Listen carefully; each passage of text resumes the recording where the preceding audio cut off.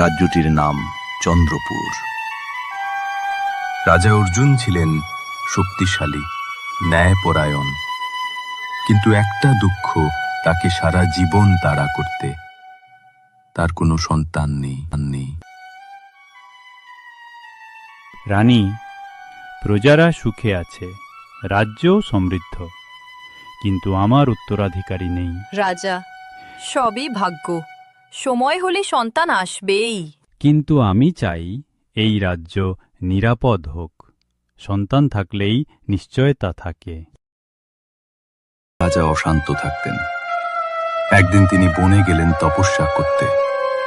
7 দিন উপবাসের পর এক জ্যোতির্ময় পরী এসে উপস্থিত হল।